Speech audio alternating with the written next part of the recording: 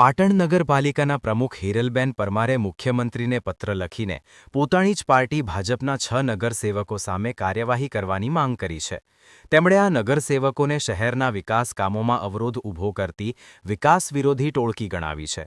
તાજેતરમાં યોજાયેલી સામાન્ય સભામાં આ સભ્યોએ 10 જેટલા મહત્વના કામોને નામંજૂર કરાવ્યાનો આરોપ પણ તેમણે લગાવ્યો છે. પ્રમુખ હિરલબેન પરમારે મુખ્યમંત્રીને કરેલી રજૂઆતમાં આ 6 નગરસેવકોના નામનો ઉલ્લેખ કર્યો છે, જેમાં શૈલેષભાઈ મોહનભાઈ પટેલ, મનોજ ખોડીદાસ પટેલ, મનોજભાઈ નગરભાઈ પટેલ, ડોક્ટર નરેશભાઈ દવે, મુકેશભાઈ જેઠાભાઈ પટેલ અને બિપિનભાઈ પરમારનો સમાવેશ થાય છે.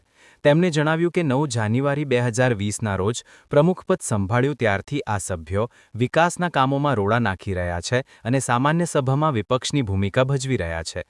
તો ગત 30 ઓક્ટોબર 2025ના રોજ યોજાયેલી સામાન્ય સભામાં આ 6 સભ્યોએ કોંગ્રેસના 5 સભ્યોની મદદથી બહુમતીથી 10 કામો નામંજૂર કરાવ્યા હતા. નામંજૂર કરાયેલા કામોમાં સાયરનની ખરીદી, ગાર્ડનના સ્ટ્રીટ લાઇટનો મુદ્દો, નગરપાલિકાનું નવું બિલ્ડિંગ બનાવવા માટેની સરકારી ગ્રાન્ટના ખર્ચની બહાલી, ડ્યુરેબલ રોડબ્રશની ખરીદી, કચરો બાળવાનું મશીન અને કેનાલ પર સોલાર સિસ્ટમ જેવા પ્રોજેક્ટ્સનો સમાવેશ થાય છે. પ્રમુખે પોતાની રજૂઆતમાં એ પણ જણાવ્યું કે જ્યારે સરકાર મહિલા સશક્તિકરણ માટે મેયર કે પ્રમુખ પદ માટે પ્રોત્સાહિત કરતી હોય અને મહિલાઓ માટે 33% બેઠકો ફાળવીને સત્તામાં ભાગીદારીનું પ્રાવધાન કરતી હોય, ત્યારે આવા લોકો વિકાસના કામોમાં અવરોધ ઊભો કરીને આ પ્રયાસોને નબળા પાડી રહ્યા છે. અત્રે ઉલ્લેખનીય છે કે પાટણ નગરપાલિકાના પ્રમુખ હિરલબેન પરમારની બહાલીના 10 કામોને સત્તાપક્ષના કેટલાક સભ્યો અને વિપક્ષના સભ્યોએ બહુમતીથી પ્રમુખની બહાલીના અગત્યના કામો નામંજૂર કરાતા અને પાટણ જિલ્લાના મહુડી મંડળ દ્વારા આ ઇસમો વિરુદ્ધ કોઈપણ પગલાં ભરવામાં ન આવતા પાલિકા પ્રમુખને ન્યાય માટે મુખ્યમંત્રીને ઈમેલ કરવાની ફરજ પડી હોવાનું પણ પાટણના બુદ્ધિજીવીઓમાં આ મુદ્દો ટોક ઓફ ધ ટાઉન બન્યો છે.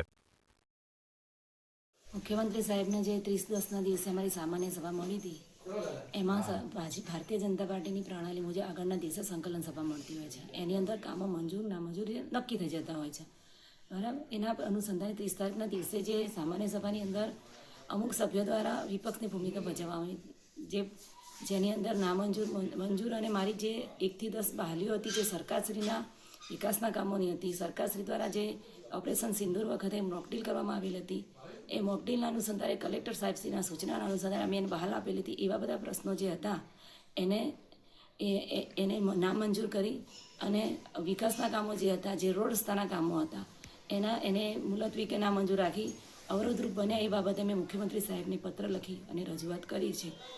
શું માંગ છે? એ રજૂઆત કરતાં મેં એમને લખ્યું છે કે આવા સભ્યો સામે કડક કાયદેસરની કાર્યવાહી કરી અને પગલાં લેવા જોઈએ. વિપક્ષની ભૂમિકા ભજનાર કેટલા સભ્યો છે અને શું નામ છે?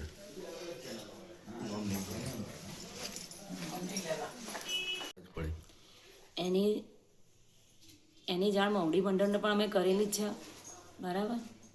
પણ મને એવું લાગ્યું કે મુખ્યમંત્રી સાહેબ દ્વારા જ્યારે આટલી મોટી આખા ગુજરાત લેવલે નિર્ણય લેવામાં આવતો હોય, એવા નિર્ણયમાં પણ જો આ લોકો અવરોધરૂપ બનતા હોય તો મારે મુખ્યમંત્રી સાહેબને પણ જાણ કરવી જોઈએ.